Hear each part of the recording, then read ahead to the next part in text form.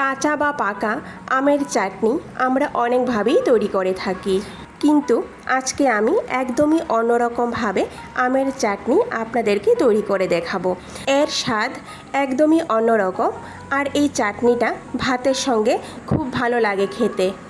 রাধে কৃষ্ণ বন্ধুরা, আমি টুলটুল, আর এই টুলটুলের রান্নাঘরে আপনাদের সবাইকে স্বাগত। তাহলে চলুন এই আমের চাটনিটা আমি কি করে তৈরি করছি দেখে নেওয়া যাক। আমের চাটনি তৈরি করার জন্য সবার প্রথম 2টা পাকা আমকে ভালো করে ধুয়ে নিয়ে নিয়েছি। এবার আমের খোসা সমেত আমগুলিকে এইভাবে কেটে নেব। যেহেতু আমি আমের খোসা ফেলবো না, সেজন্যই আমি আমটাকে ভালো করে ধুয়ে নেব। বন্ধুরা, বাড়িতে আপনারা এইভাবে একবার আমের চাটনি করে খেয়ে দেখবেন, ভীষণ মজা হয় খেতে।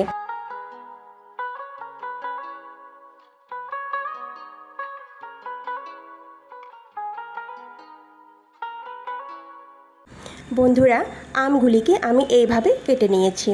এবার চুলায় একটা প্যান বসিয়ে প্যানটাকে ভালো করে গরম করে নেব।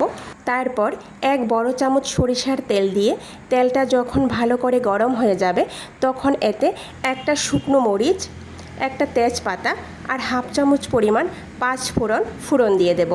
ফোড়নটাকে কয়েক সেকেন্ডের জন্য নাড়াচাড়া করার পর যখন সুন্দর একটা গন্ধ আসবে, তখনই আমি কেটে রাখা আমগুলো প্যানের মধ্যে দিয়ে দেব। এবার খুব সামান্য পরিমাণ লবণ দিয়ে দেব, খুব সামান্য পরিমাণ হলুদ গুঁড়ো দিয়ে দেব, 1 চামচের 3 ভাগের 1 ভাগ লঙ্কা গুঁড়ো দিয়ে দেব, 1 চামচের 3 ভাগের 1 ভাগ ধনে গুঁড়ো দিয়ে দেব। তারপর খুব সামান্য পরিমাণ জল দিয়ে ভালো করে নাড়াচাড়া করে কম আঁচে 5 মিনিটের জন্য ঢেকে রাখব। ফিরে আসছি বন্ধুরা 5 মিনিট পর। ফিরে আসলাম বন্ধুরা 5 মিনিট পর। এবার ঢাকনা উঠিয়ে ভালো করে নাড়াচাড়া করে নেব।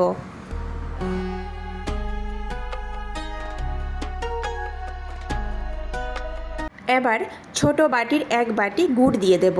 এখানে গুড়ের পরিবর্তে চিনিও ব্যবহার করতে পারেন। গুড় দিয়ে আবারও 5 মিনিটের জন্য ঢেকে রাখব। 5 মিনিটের মধ্যেই দেখবেন গুড় গলে যাবে।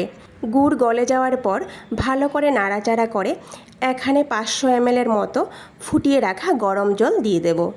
এবার মাঝারি আঁচে 10 মিনিটের জন্য রান্না করে নেব। বন্ধুরা, চাটনিটাকে এখন ঢেকে দেব না। চাটনিটা হতে থাক, ততক্ষণে আমি একটা পেস্ট তৈরি করে নিচ্ছি। তার জন্য চুলায় একটা প্যান বসিয়ে দেব। প্যানটা ভালো করে গরম করে এর মধ্যে 4 কাপ মেপে 1 কাপ পরিমাণ চীনাবাদাম দিয়ে দেব। চীনাবাদামটাকে ভালো করে ভেজে নেব। বাদামটা যখন ভাজা হয়ে যাবে, তখনই পটপট একটা শব্দ হবে, আর বাদামটা এইভাবে 2 ভাগ হয়ে যাবে। এখানে বাদাম ভাজা হয়ে গেলে বাদামটাকে একটু ঠান্ডা করে এইভাবে বাদামের খোসা ছাড়িয়ে নেব। বাদামের খোসা ছাড়ানোর পর বাদামগুলিকে ভালো করে ধুয়ে একটা মিক্সি জারের মধ্যে নিয়ে নেব।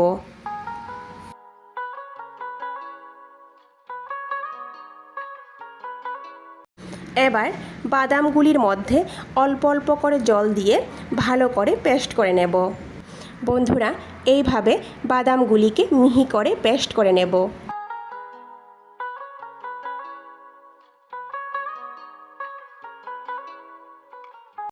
ফিরে আসলাম বন্ধুরা 10 মিনিট পর।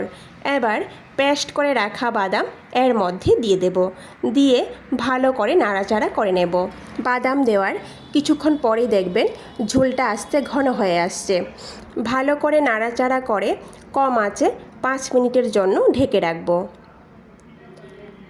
ফিরে আসলাম বন্ধুরা 5 মিনিট পর। চাটনির ঝোলটা আর শুকাবো না, কারণ ঠান্ডা হওয়ার পর ঝোলটা আরেকটু শুকিয়ে যাবে। তাহলে বন্ধুরা, তৈরি হয়ে গেল আমাদের আমের চাটনি। এবার ভালো করে নাড়াচাড়া করে এর মধ্যে 1 মুঠো পরিমাণ কাজু কিশমিশ আর 4 থেকে 5টা খেজুর ভালো করে ধুয়ে দিয়ে দেব। দিয়ে চুলার আঁচ বন্ধ করে 2 মিনিটের মতো ঢেকে রাখব। 2 মিনিট পর পরিবেশন করে নেব। এই চাটনিটা একদিন ভাতের সঙ্গে খেয়ে দেখবেন। একদিন খেলে ইচ্ছে হবে রোজ এই চাটনিটা দিয়ে ভাত খাই। ভিডিওটি সম্পূর্ণ দেখার অনুরোধ রইল। কেমন হয়েছে কমেন্ট করে নিশ্চয়ই জানাবেন। আর যদি ভালো লেগে থাকে তাহলে সবার শেষে লাইক, শেয়ার আর সাবস্ক্রাইব করে দেবেন। নমস্কার।